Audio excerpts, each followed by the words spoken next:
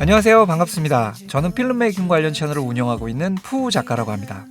현재 저는 FX3와 FX6를 함께 운영하고 있어요. 주로 인터뷰 촬영이나 셋업 촬영에는 FX6를 사용하고요. 짐벌 촬영이나 자연 촬영 같이 움직임이 많을 때는 아무래도 가벼운 FX3를 선호하는 편이죠.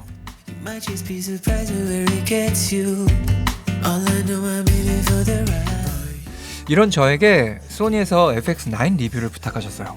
물론 궁금하기는 했습니다. FX 시리즈의 최상위 바디는 어떨까? 하지만 가격도 만만치가 않았고 이 녀석을 내가 혼자 운영할 수 있을까? 라는 두려움 때문에 반쯤은 포기하고 있었는데요.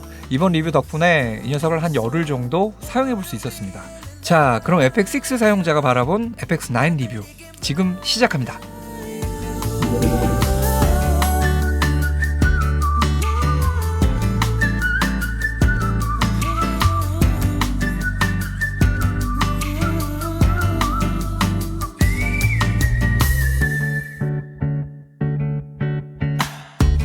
Called me early morning, it was a big boo.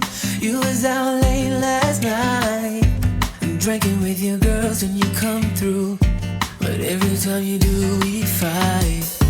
I'm only asking once, can we not do this? I don't wanna fight all night. I'd rather kiss your lips and undress you and take you on your favorite ride. But you don't care if you hurt me.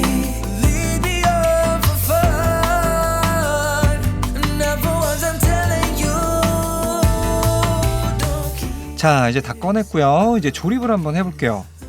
굉장히 간단합니다. 뷰파인더하고 핸드그립 이렇게 세 개만 연결을 해주면 돼요. 탑 핸들은 처음 들어있을 때부터 조립되어 있기 때문에 따로 건드리실 필요 없고요. 자, 뷰파인더부터 한번 연결을 해볼게요. 자, 여기 보시면 구멍이 있죠. 네, 요 뷰파인더의 긴 요 로드를 요 구멍 안으로 그냥 넣어주시면 됩니다. 그리고 밑에 좀 조여주세요. 여기 보시면 VF라고 되어 있죠. 네, 이쪽으로 뷰파인더 커넥터를 연결하는 곳인데요. 네, 이 녀석을 이렇게 연결하시고 덜렁거리지 않도록 이렇게 선 고정시켜 주시면 뷰파인더 연결이 끝났습니다. 자, 그 다음은 핸드그립을 연결을 해보겠습니다. 네, 측면 보시면 여기 마치 알이 로제타 같이 생긴 연결 부위가 있죠. 네, 이쪽으로 돌려서 연결해 주시면 돼요. 네, 이렇게 연결을 해주시고, 자, 마지막으로 여기 멀티라고 되어 있죠. 네, 이쪽으로 핸드그립 커넥터를 연결을 해주면 되는데요. 이렇게 열어주시고 이렇게 꽂아주시고 고정해주시면 끝입니다. 그리고 이 핸드그립은 길이를 조정할 수 있는데요. 네, 중간에 있는 걸 이렇게 풀어주시면 네, 이렇게 늘려주실 수가 있어요. 사용하시는 포지션에 따라서 가슴이나 어깨 쪽으로 바디를 거치하시고 이렇게 핸드그립을 잡아주시면 굉장히 안정적인 자세로 촬영을 할 수가 있습니다. 자, 근데 문제가 하나가 있죠. 네, 촬영을 하다가 잠깐 쉬려고 그러면 이렇게 거치해 놓으려고 그러면 이렇게 옆쪽으로 쓰러지죠. 네, 요럴 때는 요걸 이렇게 풀어 주셔가지고 반대쪽으로 돌려주세요. 이렇게 끝까지 돌려주시고 다시 잠궈주세요. 네, 이런 식으로 거꾸로 접어두시고 올려주시면 됩니다. 자, 마지막은 배터리인데요. 네, 함께 동봉된 U35 요 배터리가 너무 작아서 네, 제가 원래 가지고 있었던 U70을 한번 체결을 해볼게요. 자, 이 연결 부위가 아래쪽이 되도록 넣어주시고 네, 이렇게 눌러주시면 됩니다.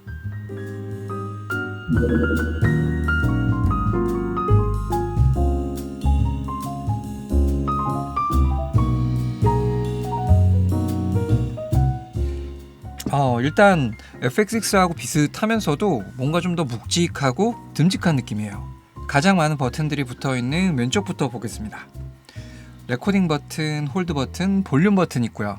ND 필터 파츠, 포커스, 조리개, ISO 화이트 밸런스 셔터 버튼, 아래는 개인 프리셋과 화벨 프리셋이 있습니다. 그리고 여기 9번 커스텀 버튼이 숨어 있습니다. 기본적인 시스템은 FX6와 거의 동일한 것 같아요.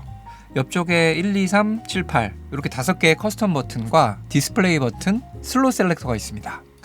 그리고 여기가 오디오 파츠인데요. 이렇게 열어보시면 FX6는 외부에서 2개의 채널만 컨트롤이 가능했거든요. 근데 이 녀석은 보시는 것처럼 4개 모두 외부에서 컨트롤이 가능해요. 또 1, 2번 채널은 외장 마이크와 내장 마이크, MI-슈 이런 오디오 소스 선택도 메뉴에 들어갈 필요 없이 이쪽에서 바로 선택할 수 있습니다. 아래쪽에 썸네일과 메뉴 버튼이 있고요. 재밌는 게 FX6에는 없는 요 방향키가 있습니다. 아무래도 덩치가 있기 때문에 핸드그립 없이도 촬영할 수 있도록 바디에 많은 버튼들을 배치한 것 같아요.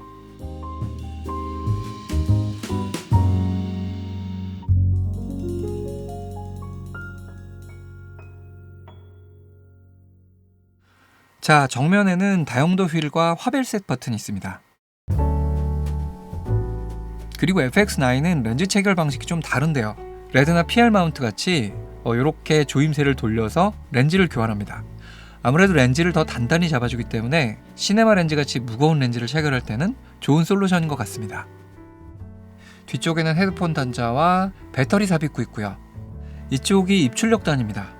이 녀석은 2개의 SDI 아웃 단자와 타임코드 인아웃 단자, 맨 아래 HDMI 단자까지 상당히 다양한 입출력을 지원합니다. 자, 우측에는 앞서 보여드린 것처럼 뷰파인더와 핸드그립을 연결할 수 있는 단자들이 있고요.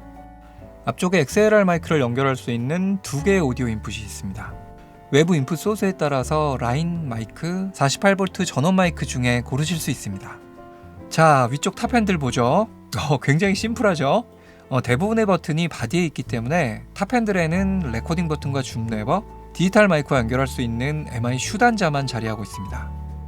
그리고 마지막은 핸드그립입니다. 이 녀석은 FX6하고 완전히 똑같네요. 4번, 5번, 6번 3개의 커스텀 버튼이 있고요. 멀티 셀렉터와 레코딩 버튼, 그리고 앞쪽에는 휠이 있습니다. 가장 눈에 띄는 큼지막한 줌 레버 있고요. 마지막으로 이 버튼은 그립을 회전시킬 수 있는 클립 버튼입니다. 너와 나 우리의 여름밤 FX9은 풀프레임 6K 센서를 품고 있습니다. 때문에 6K 오버 샘플링 기술을 통해서 기존 4K 센서들과는 다른 질감을 보여줍니다. 이게 단순히 샤프한 느낌이 아니라 부드러우면서도 디테일들은 전부 살아있어요.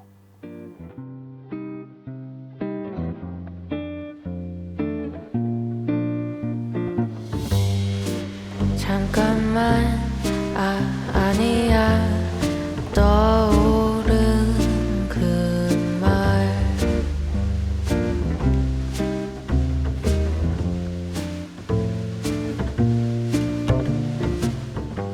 FX9을 쓰시는 감독님들께 제가 이 녀석 너무 무겁지 않아요? 라고 물어보면 다들 똑같은 말씀을 하세요. 바로 이 질감 때문에 이 녀석을 포기할 수 없다고.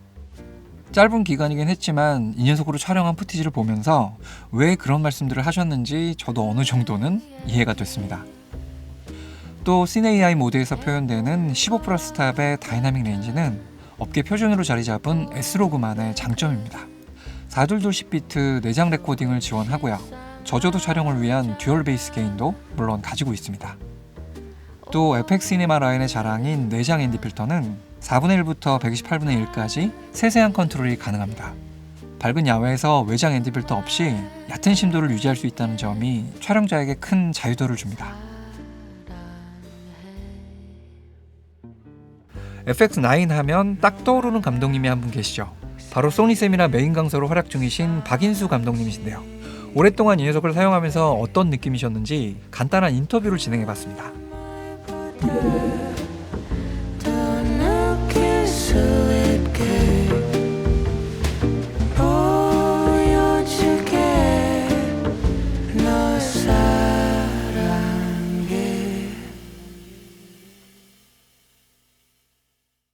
사 년 전 가구 브랜드 촬영했었어요. 그때도. 근데 그때 이걸 갖기 전에 갖고 있던 제품이 알파 7 S2였는데 그 브랜드의 대표하는 영상을 만들어 드리는데 S2로는 촬영하기에는 제 스스로 좀 죄송스러운 것도 있었고, 그래서 그 브랜드 영상 촬영을 계기로 주문을 바로 넣었고 처음 사용했었는데 쉽게 운용을 했었죠.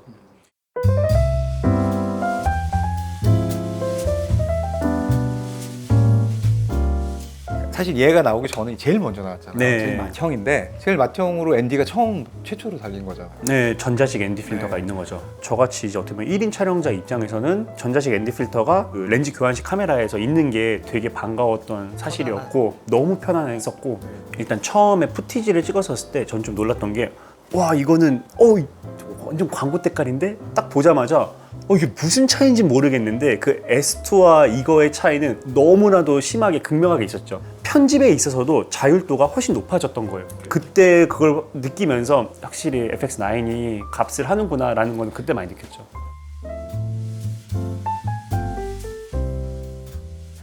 일단은 퀄리티의 차이가 확실히 있어요. 이거는요. 제가 보통은 그 차이를 많이 느꼈던 게 이제 투캠을 사용해서 인터뷰를 찍었었어요. 근데 그때 편집을 하면서 제가 딱 보니까 이거는 진짜 급이 나눠져 있구나라는 걸 확실히 느꼈던 게 FX9은 3보다도 훨씬 더 해상력이 높고 인물, 특히 인터뷰를 투캠을 많이 사용을 하니까요. 인물의 뭐 피부 표현이라든지 편집을 할 때 보면은 그 차이가 되게 많이 있고 그리고 또 한 가지는 솔직히 말해서 FX3랑 9이랑 색감 차이가 좀 있어요. 저는 이제 FX3를 9으로 맞추기는 하는데 그 작업이 처음에 좀 들어가기는 해요. 근데 확실히 FX9은 3에 비하면은 해상력이 훨씬 높은 거는 제가 편집을 해보면서 느꼈던 사실인 것 같아요. 오버샘플링을 하잖아요. 그러니까 6K 센서 크기로 쫙 받아가지고 네. 그 4K로 오버샘플링을 해서 압축을 하다 보니까 입자가 고와진다? 아주 고운 입자감이 있는 것 같더라고요.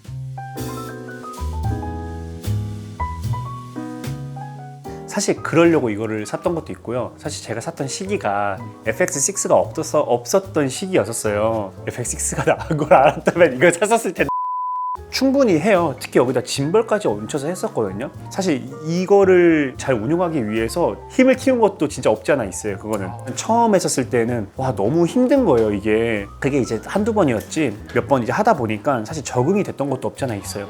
또 소니의 GM 렌즈들이 사실 AF도 너무 잘 잡고 제가 생각했던 그 샷들을 다 연출을 할 수 있게끔 도와줬던 게 있어가지고 특히 얼마 전에 또 펌웨어 업데이트가 되면서 터치 스크린으로 포커스 이동까지도 가능하니까 실시간 트래킹 AF가 터치로 이제 막 되죠. 그러니까요. 그것까지 되니까 이제 혼자서 운용할 수 있기에 진짜 최고이지 않나?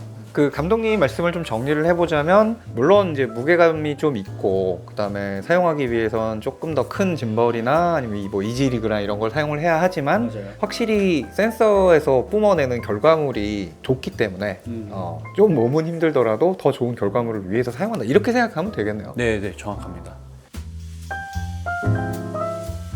글쎄요.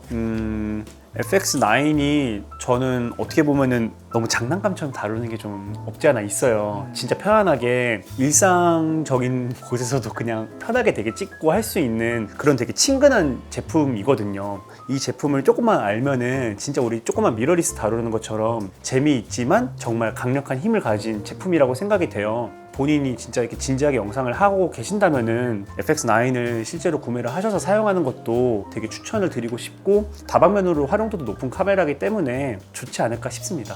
네. 자 그러면 제가 사실은 준비한 질문은 다 했고요. 우리 감독님께서 유튜브 채널을 다시 새롭게 또 오픈하신 게 있어서 어떤 채널인지 한번 홍보의 시간을 좀 드려보도록 하겠습니다. 박수! 제가 지금 유튜브 채널을 좀 운영하고 있는데요.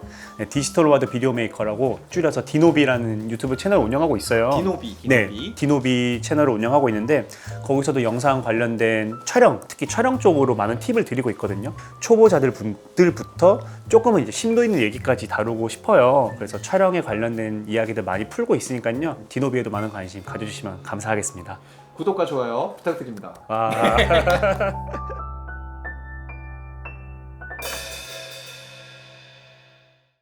FX9은 21년 11월에 3.0, 올해 3월에는 3.01로 펌웨어 업데이트를 했는데요. 어떤 것들이 업데이트 됐는지 체크해 보도록 하겠습니다. You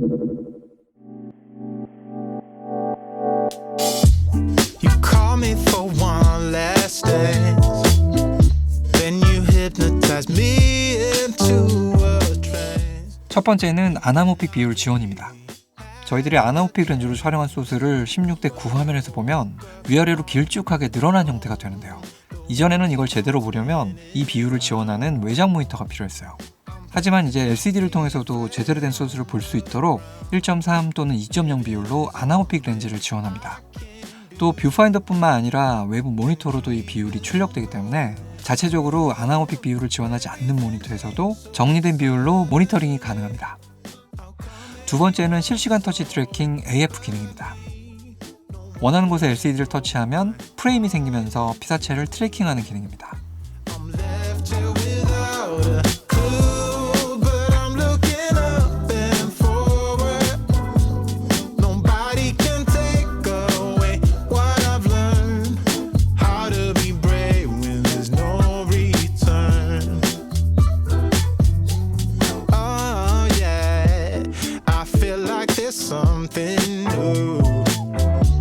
Something in the air, some point of view that's made me believe that I have a chance to make things right. No, everything changed so suddenly. How come everyone saw it but me?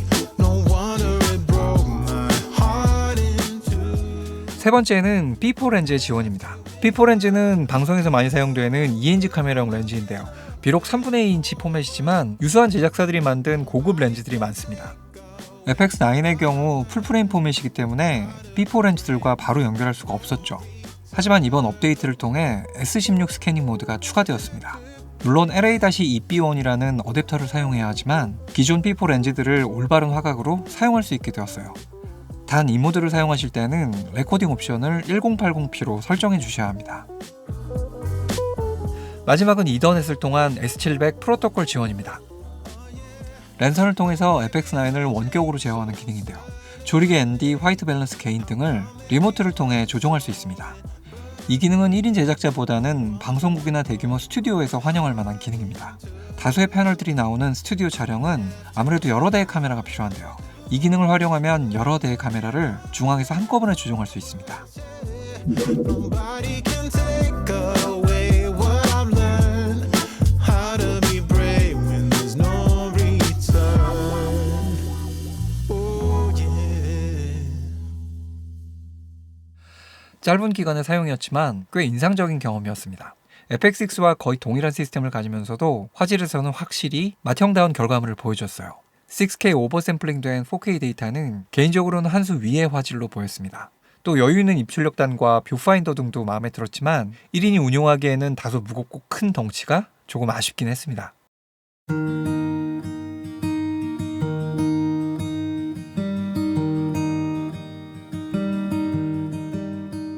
FX9은 소규모 제작사부터 대형 방송사까지 다양한 곳에서 이미 많이들 사용하고 계십니다. 열흘간 이 녀석을 사용해보면서 차후 소니 시네마 라인이 어떤 방향으로 발전할지 상당히 궁금해지네요. 자, 오늘은 FX 시리즈의 맏형 FX9을 리뷰해봤습니다.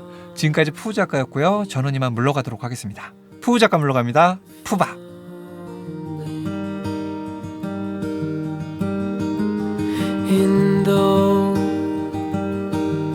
With murky miles ahead, the fate sings softer.